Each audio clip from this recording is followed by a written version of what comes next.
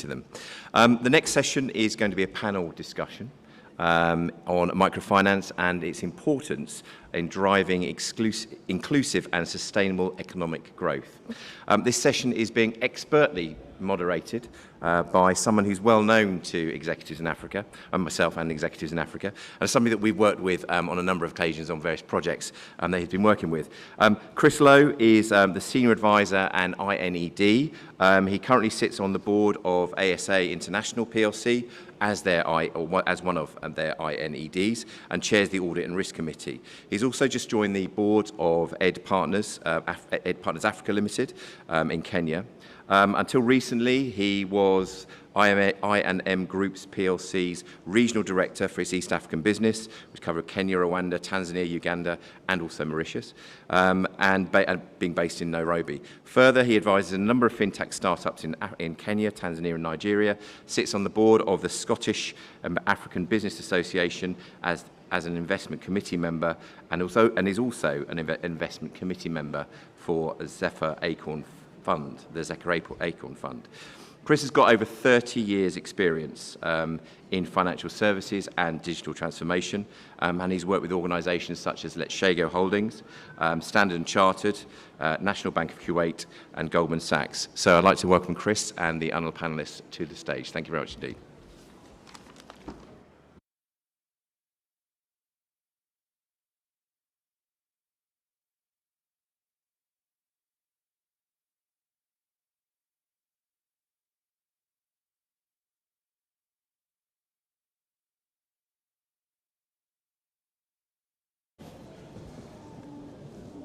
Good morning, and thank you, Richard, for those words of introduction. I'm very pleased this morning to be moderating the panel on microfinance, the role in driving inclusive and sustainable economic growth. And I have a very experienced panel with me on the stage today. From practitioners in a single country to multi-countries across Africa to investors. So let me start with a brief introduction of the panel. Starting from my closest to the left, Reginald Massawe from AML Finance, teacher by profession but entrepreneur by inclination. He set up AML Finance Company in Tanzania 13 years ago. And over the last period has grown the balance sheet to over $6 million this year. He's based as an MFI in Dar es Salaam and is focusing on financing working capital for the upper end of SMEs. Reginald is, as I'm sure a number of companies, looking to raise some capital to help grow his balance sheet. Next to Reginald is Anusha Naidu. She heads up corporate finance at Select Africa, a Pan-African microfinance institution established 24 years ago and focused on productive use of microloans to individuals. Her role involves capital raising, structured and investor relations with a diverse investor pool, including the International Impact Investor Pool, DFIs, and local institutions and retail investors. To her left is Philip Sigwart, who is the Group CEO at Baobab, one of the leading microfinance groups on the African continent. Every year, Baobab disperses loans in excess of €1 billion to more than 250 small businesses across the continent. Before he joined Baobab as CEO, he served as Director for SME Banking at Equity Group Holdings in Kenya. And last but not least, on my far left, Olivier Deiters, who leads the African and Middle East region business for Triple Jump for the last 4 years and has been in the microfinance industry for around 9 years. Triple Jump, those of you who don't know, is an impact-focused investment manager established in 2016 and in its early years was focused on micro and SME finance. But over the years, it's expanded its mandate to affordable housing, access to energy and climate, as well as to nature. So, as I said, a very distinguished panel. The structure of the session is I've got a series of questions that I would like to put to panel members around what more can be done to drive inclusive and sustainable economic growth. And if we have time at the end, depending on that little bell, we're opening the floor up for any questions you may wish to ask. As indicated, I have been in microfinance myself for a number of years, and over the last decade or so, microfinance industry has been at the forefront of driving inclusive and sustainable growth. However, as I'm sure all of you are aware, with the arrival of mobile wallets about a decade ago and the launch of M-Pesa before that, we've seen the playing field change dramatically, and you've got new players entering financial inclusion and sustainable finance sector, from telcos, fintechs, payment companies, and even banks. Probably not enough, but banks are a good source of debt funding, which we may come to a little bit later. Also, ESG has raised its head in many corporate agendas, and so there are a growing pool of impact investors looking to play their part in promoting inclusion and sustainable finance. So there's been a lot of change over the last decade or so, and I believe those changes have opened up further opportunities and challenges for the industry. And so I'm hoping that over the next 30 minutes or so, we can pull out some of those opportunities and challenges for the industry and thoughts on what more can be done to promote microfinance as a key player in sustainable and inclusive growth agenda. So that's my brief introduction. I'm now going to move to some panel questions.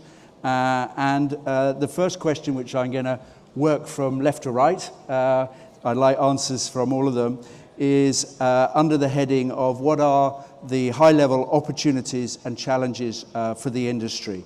That may open up further discussions over and above funding, investor impact perspectives and digitization, which I want to cover.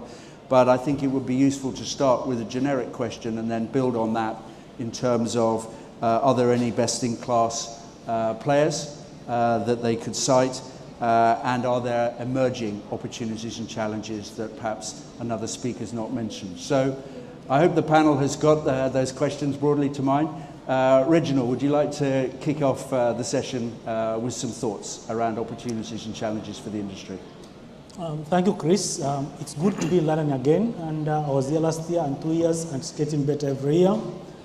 And looking at the microfinance landscape in Africa, and particularly in Tanzania, there is a lot that's happening, and I'm trying to point out a few opportunities and challenges that are there.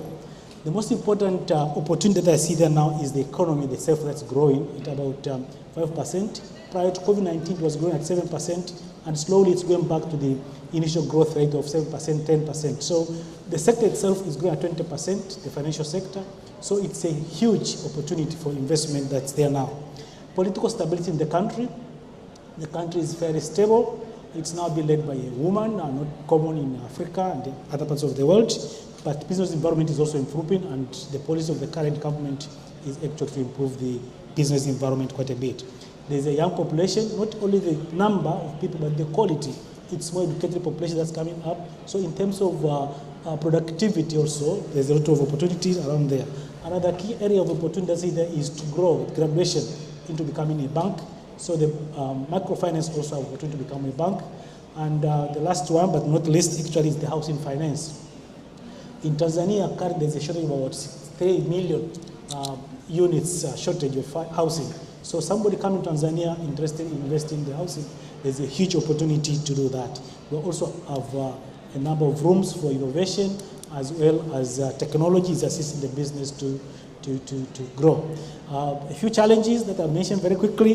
One is inadequate capital, which is why we are here, trying to connect the opportunities that are there with the capital. Also, the cost of fund is quite high in many ways. But so weak capacity of the microfinance to grow and to graduate is an area that also requires more attention. If you want to invest in Tanzania, you don't just bring money. you bring money, resources as well, but at the same time, the expertise and the advice to grow the companies. Competition from the banks. Banks are also coming down into financing small units. So there's quite a bit of competition between the microfinance and the banks. High interest rate, I mentioned that. Chris, I'll stop there for now. Thank you, Reginald. That's given us a good platform. So, Anusha, what more would you like to add to that? Yeah, thanks, Chris. Just building on from that, you know, from my perspective, I'm sort of very focused on the capital raising aspect of the business. So definitely very challenging times right now, very high cost of finance, high inflation, you know, having very difficult conversations with our investor pool in terms of how best we structure the debt. Being a non-deposit taking MFI, we raise wholesale capital on a continuous basis, and definitely, you know, on the high rate of the interest rates cycle. Other challenges I would say is the increased regulation in the sector. You know, the competitive nature, like Reginald alluded to as well, you know, we're competing with a wide array of players in the market, including deposit-taking banks who have a much cheaper source of capital. So I think, you know, despite those challenges, it really does create the impetus for innovation in the sector. For microfinance institutions to sort of take a 360 lens to see how best we service our customer, how best we operate, what our distribution channels are, how we can limit costs, and I think that's great for the industry. You know, it definitely does put the consumer and the customer first in terms of what differentiates you as a microfinance institution. You know, there's still very high demand for MFIs on the continent. It is, you know, quite a young population and quite a high rate of urbanization as well. So there's still very much market demand for our product. And, you know, access to capital really is a proxy for power. You know, credit enhancement really does change people's lives. So I think that's definitely one of the good opportunities we have. And yeah, the fintech revolution as well, sort of maintaining, you know, a very agile distribution channel for your customer base. Thank you. Your comments. Okay, thank you very much. Yeah, I would just like to add a few words to what Anusha has said. She spoke about the big demand and tremendous need for microfinance on the African continent.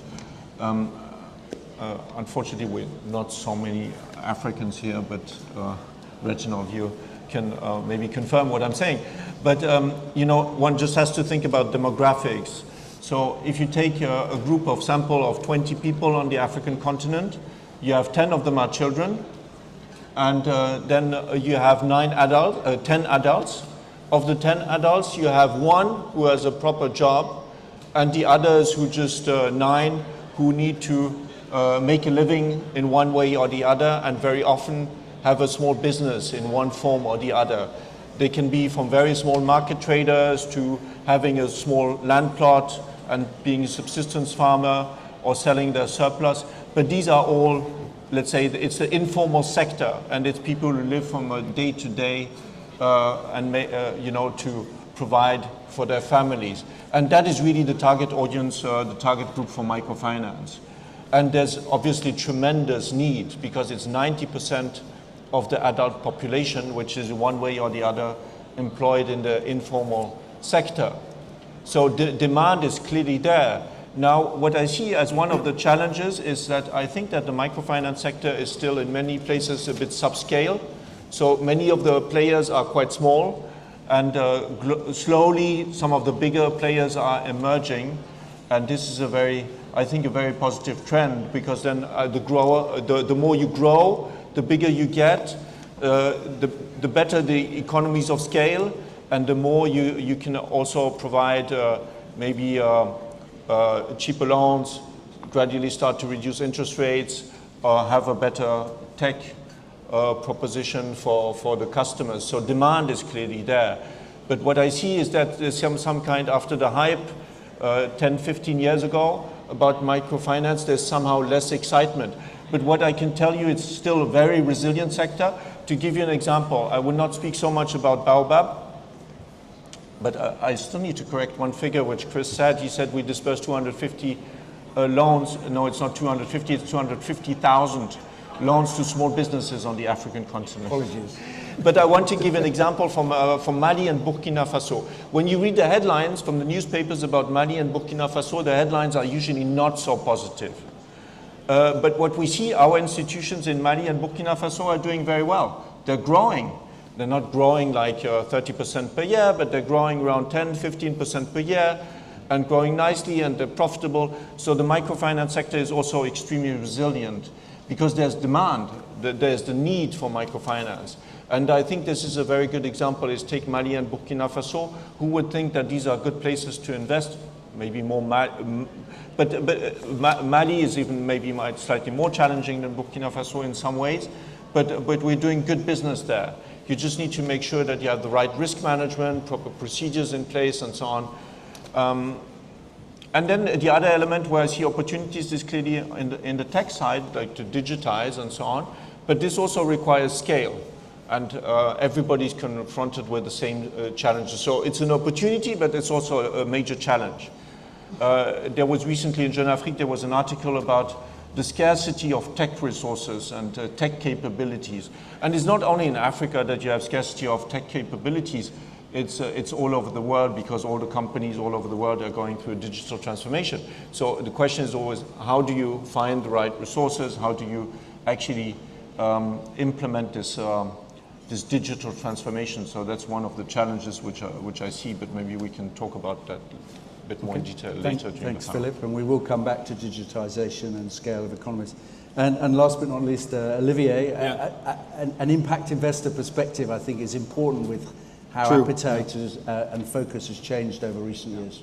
First of all, Chris, thank you very much for moderating this session, and maybe already to tell the audience, right? I mean, I completely agree with what you're just saying, Philip, about what you need, what you read in the newspaper about Mali and Burkina. I mean, we are an impact investor, so that makes me different from the rest of the panel. We're not microfinance practitioners, so as much as you know, it's not our daily business, I do think we have a view on the sector. But I mean, we have investments both in Baobab, Mali, and in Burkina, and it's I mean, the reality on the ground is so much different than what you read in the newspaper, and that's something that we often need to tell our investors when they are questioning us, why are you now going into Burkina? Because there is a demand, and the sector is very resilient. But I think the panel already mentioned a couple of things about opportunities and challenges. Again, when it comes to opportunities, I think I read again that 40% of the adult population in Africa is unbanked. Right? I think we should also talk about financial inclusion, not so much only about microfinance, because you know, people need banking services, and not everyone needs finance, but most people do need banking services. So in that sense, the opportunities are still there. I mean, challenges as we see, I would definitely say on the African continent, especially now that we are invested in all the regions, governance we see is often a challenge within microfinance institutions. There are a lot of microfinance institutions on the African continent, but truth be told, I mean, many of them are not all well governed, and that for us as an investor, I mean, where do we look at? The first thing we look at is not so much the financials, because those are often the outcome of how an institution is being organized, but it's really about the governance and the board and the shareholders. And again, many times we do see that in Africa, compared to other regions where we are, governance is very underdeveloped. And for us, a reason not to invest into an MFI, as long as, I mean, of course, there are reasons to do so if they are happy to work on the governance, of course, but very often that is a showstopper. Very good. So thank you, panel. And a number of themes are coming out of there, which I now would like to dig down into. I mean, the governance, regulatory complexity, I think is a well-known factor. Some of the challenges that I think, or I hope the audience will be interested in, will be around the funding aspect and where microfinance is helping support individuals, the communities, as inflation and costs go up in these markets. It may be supporting growth, but at the same time, is it doing that ethically? So there's a question area around how can the cost of funds be brought down to a reasonable level. When I was at Liseco, we were charging anywhere in the region of 25% gross interest up to 90% per annum rates. And there's still some of that in certain markets. So what can be done to do that? Should microfinance businesses consider the deposit license route, for example? I'd be interested if the panel feel that's part of it. It's often not the mandate, but maybe that is a way of deepening financial inclusion. So I'd like to spend a little bit of time on the funding, then the capital, and then lastly the digitization opportunity. We've still got about another 10 or 15 minutes. Maybe I can start, Reginald, with you on the cost of funding side. You also mentioned that as one of the challenges, if I remember rightly. Your thoughts on that? What can be done? I think there's a couple of things that can be done around the cost of funding, because it is rising quite sharp. But one of the strategies that we are trying to look into actually is to reduce the dividend to ensure that there's a self-financing. Instead of getting profit and taking it out from the business, you invest back to to retain the equity. That would be a very important strategy in terms of ensuring that the cost of fund does not go up. But one important aspect that I think is taking quite a bit of cost and the need for funding is the efficiency and the productivity. I think there's a lot of literature that suggests that the productivity in Africa is quite low, but it is rising. There was some literature that was saying that's about 1/3 of the average of the world. A bit exaggerated, but I think fact the truth.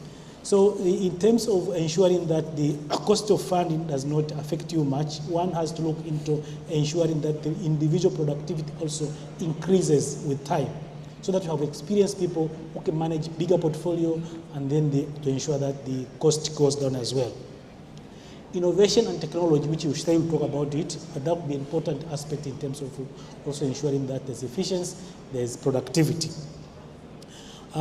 There's also a question of cost sharing. Yeah, if you borrow money at a high cost, that means there's a chance of moving the cost to the clients. But again, you can look at how much you can actually push the client and the company can keep in terms of ensuring that's a proper cost sharing.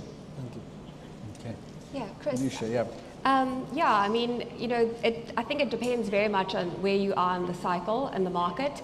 From a financial inclusion standpoint, being a fintech business bode really well for us, and we, obviously you would have access to cheap capital by being a deposit-taking MFI, but it also comes with a lot more, regulatory frameworks and maintaining minimum cost of capital, and kind of, takes away from that innovation side of things.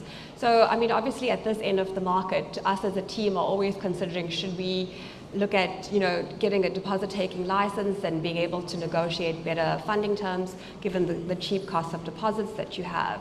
And for me, it's really about having diverse funding pools.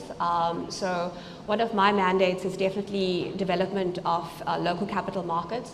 I like that story in the sense that pension funds are actually able to provide capital for the MFIs and, provide that stimulus in the market.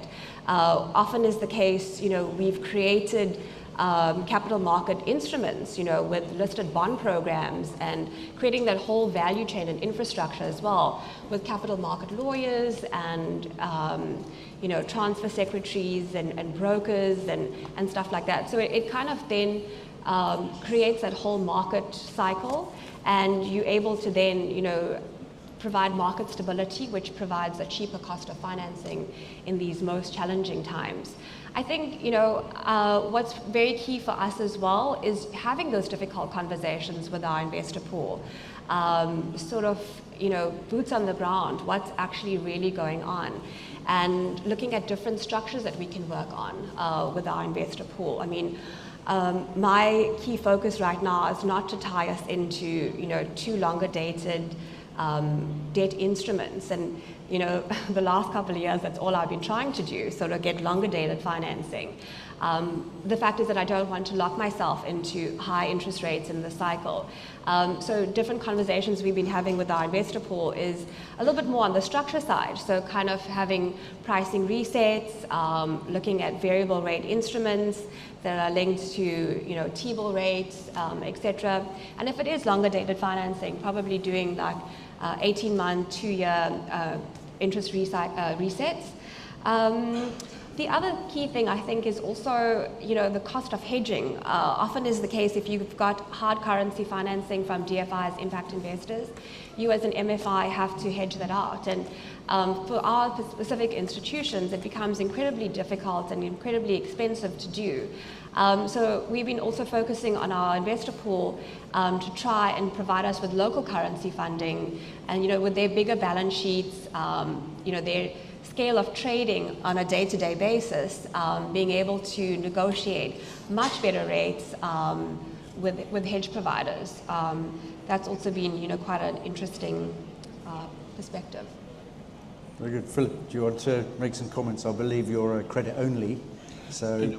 We're also a deposit-taking institution. Maybe you can comment a little about... Yeah, so I will comment on deposits, because external funding is all very good, and I think it's absolutely required, and it's necessary.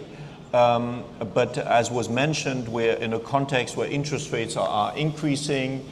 A lot of it is also foreign capital, and so obviously it's correlated with what is happening in the rest of the world.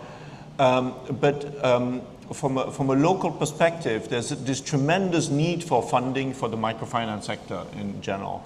And I think that it will not be only met with support of DFIs and so on. There are simply limits to how much they can give. And then we need to think very clearly, what is the best source of funding? The best source of funding is local deposits. And then who is our main competitor for local deposits? The main competitor remains the mattress, because that's where people still keep their cash.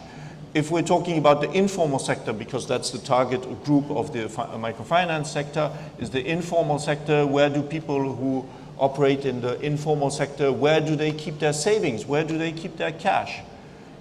Either inside the mattress or under the mattress. So that's our main competitor. So we need to think how we can convince our customers to bring the money outside from under the mattress and deposit it in the institution. And this is where I just want to say a word about fintechs, because these last few years, of course, there was a lot of talk about fintechs. But this is where I see the big advantage of having a brick and mortar footprint in the countries, because it increases the level of trust. When you operate in the informal sector, you're used to still everything is kind of relationship based. You operate with people who you know, who work in the neighborhood and so on.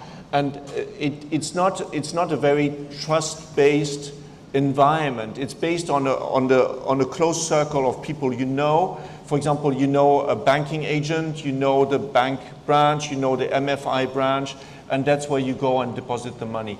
So I think that in the near term, it will be very important to keep a significant brick and mortar footprint, because I don't think that there's some talk about leapfrogging in the African continent. And of course, some fintechs are able to raise deposits, but I think that generally speaking, it's still very challenging if you don't have this physical footprint in the countries where you operate. I think that's a very valid point, but it also then says that you can do deposit taking more easily by virtue of it's a cash society. And yeah, it's a cash society, exactly. So things are still very informal. So Olivier, what more can the impact investors do to overcome some of these challenges? We've talked about hedging, we've talked about local currency financing things, and I know yourselves, you do provide some of that. So maybe there's... No, of course, our default is to provide local currency funding, of course, because we don't want to pass on the risk to our partners. Just one step back again. This higher cost of funds is, of course, for us also a challenge, if you will, because our investors are also telling us, well, look at what's happening the last, nearly 2 years with the increase in interest rates, and we also want to see that reflected in how we go with our partners.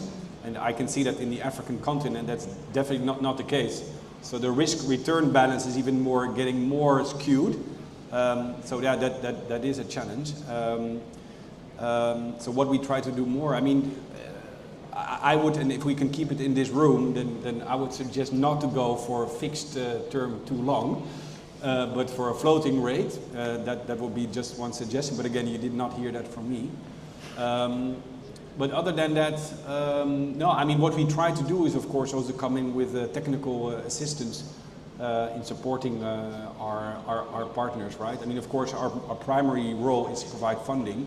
And what we try to do is being even more flexible in that funding, because we see that our partners do require different types of funding. And I think that the industry has moved being quite more flexible.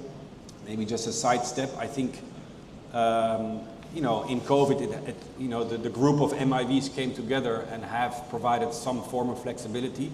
So yeah, there is that angle to be more flexible, I would say. Yeah. Very good. Thank you. So the last area, just for a couple of minutes, is digitization. And I know, Philip, you've drawn us in there a little bit already. So I'm going to pass the baton to you to start with, because this is a very, to my mind, important and also quite an interesting challenge, because many microfinance businesses are fairly manual. They do require on bricks and mortar and presence to create the trust that's needed. So where is digitization going to take us from an access perspective? And indeed, where else can it take the industry towards driving further financial and inclusive growth? Yes, so digitization, I mean, the big opportunity with digitization is, of course, to increase efficiency and productivity, and to increase access, and to lower the cost of credit for all these small entrepreneurs. But that being said, it is quite challenging. It's relatively straightforward to build a very simple mobile app and to plug it into your systems, and then you say, okay, fine, we've done our job. We did an integration with a mobile app, but that's not what is full digitization. To really achieve productivity gains, very often you need to digitize back office operations. And that's where I see the biggest challenge for microfinance institutions, including for us, Baobab. So it's not that it's for us, it's easy, it's actually quite challenging. Because very often you have certain routines, processes, procedures which have been put in place over many, many years, and you need to completely review them and try to figure out how can we plug this, put this into a new system and so on.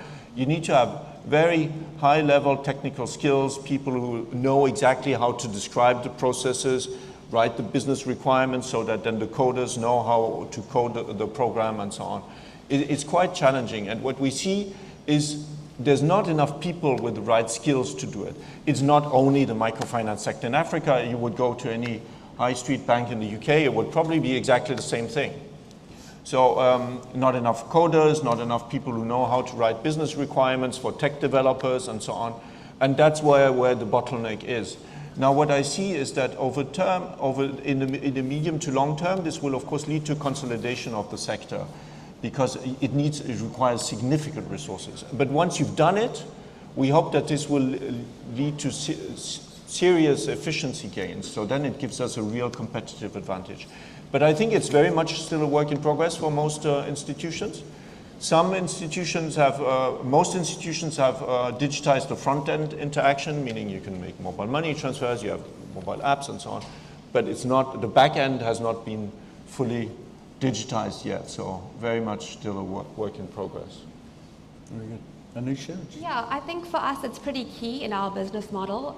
It's been quite a game changer for us in the sense that, you know, you've got a varied distribution channel to your customer base. It's a very quick turnaround time. So like you alluded to, the back office controls are all digitized as well. So provided all the checks and balances do tick up, you know, you are able to disperse within the same day. A customer is able to see their credit history on the system, and you know that also provides the sales agent with a lot more real-time information on that customer live. You know, it's definitely from an internal control perspective as well. You being able to log into systems and you know, validate that this is, you know, a real employee and not a fictitious employee, because I mean, in any lending environment, fictitious persons, fictitious loan applications is always, you know, one of your key risks there. But I think for me, it goes a step further on, you know, the challenges in digitization. It's, you know, the investment in the system that you're using and how quick technology is innovating and moving, and, you know, whether your system can grow and move together with you and how you operate and your platforms that you offer. And then again, you know, cyber attacks as well. Having a digital offering also opens you up to cyber attacks from a distribution channel as well.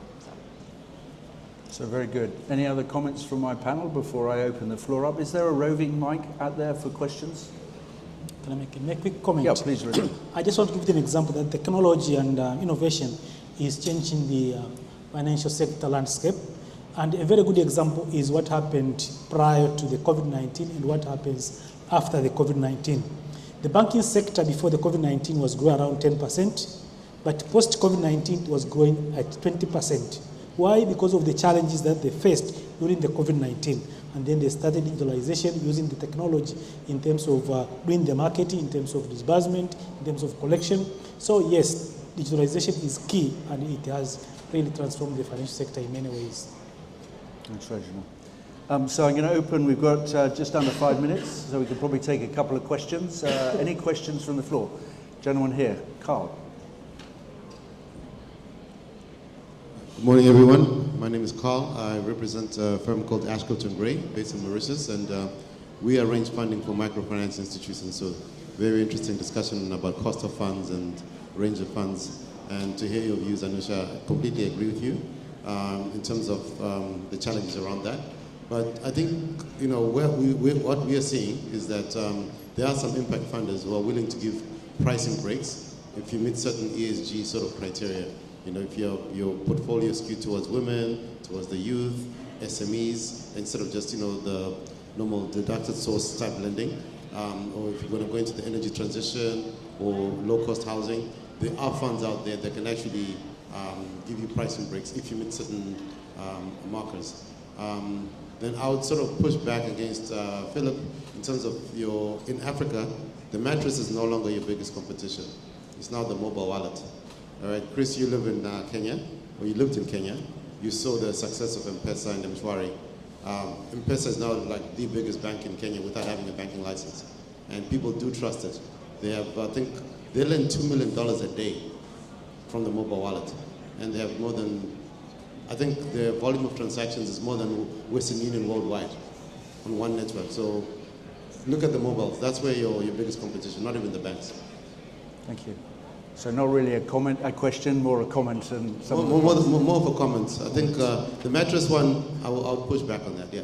I think it varies by geography, where the economy is. Yeah, in certain places mobile is not yet there in terms of penetration, but it is coming. Yeah, maybe if I may just comment on this one. For Kenya, I completely agree. I mean, I worked in Kenya before joining Baobab Group, yeah? So in Kenya, I agree 100%. But it's not in all countries on the African continent that you have such a deep penetration of mobile payments as in Kenya. It's not the case everywhere. I would say countries that stand out are, of course, Kenya, to some extent Nigeria, to some extent, but in Nigeria it depends on the regions. Lagos is not the same as the north, for example. So it depends, but yeah. Okay, another question from the gentleman here. The mic's just coming to you. Good afternoon, everyone. My name is Ankit. I'm representing Asas Capital. It's a fund management company from Dubai. Straight question to all the audience. Microfinancing definitely is grading up, not only in the emerging but also in few of the developed markets. Now, what's the track record you have seen so far in terms of the NPLs?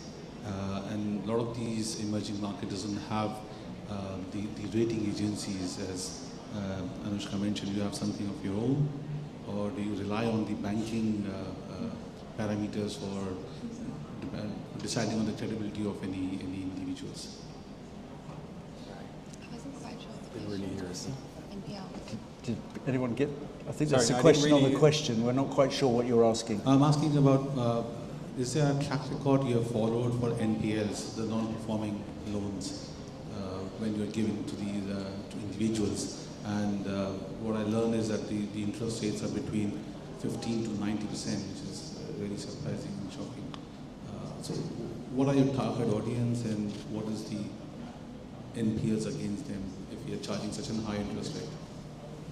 Yeah, very good question. When you finance the informal sector, you would intuitively think this is high risk, but it's not necessarily high risk. And now I'm coming back to the example of Mali and Burkina Faso, where actually we have the lowest NPLs is in Mali and Burkina Faso. Of course, Burkina Faso is a special case because Burkina Faso means, the name, I learned this recently, it actually means the land of the honest people. So they keep the money under the mattress, but if they have a loan, they repay it on time and so on. So NPLs are actually quite low. So in general, it's not, I think it's, maybe it's a cultural thing, but if you go to more to rural areas, people are more traditional and so on, and they tend to also be sometimes a bit more disciplined and so on. But it's not in the places where you would expect that you have high NPLs that you have them. So in general, I can say that it's not because you're working with the informal sector that you have high NPLs. It's not the case. Our NPLs, at least I can speak about Baobab, are a lot better than most of the banks which operate on the African continent. Yeah, if I can also just add to that as well. So our lending is to individuals, and it's generally for more productive use assets. So housing and incremental housing, education loans, etc. And we definitely see our customer pool having more of an inclination to pay because it's an essential service that they need. And if they don't have access to bank finance and they default on these microloans, they know that in essence their access to credit is quite diminished then. So generally we do have quite high collection rates on that. So thank you very much. The bell's dinging in the background there. Thank you to my panel. I think you've raised some good opportunities there. There's clearly a need for some consolidation, perhaps, to get economies of scale. Digitization is certainly going to be a key, but don't forget trust isn't going to come necessarily through straight wallets or whatever. And there are a whole load of other aspects like regulatory compliance that are making the industry that more complex. So thank you very much for your time and to the chair for the opportunity for this session. Thank you, panel. Thank you.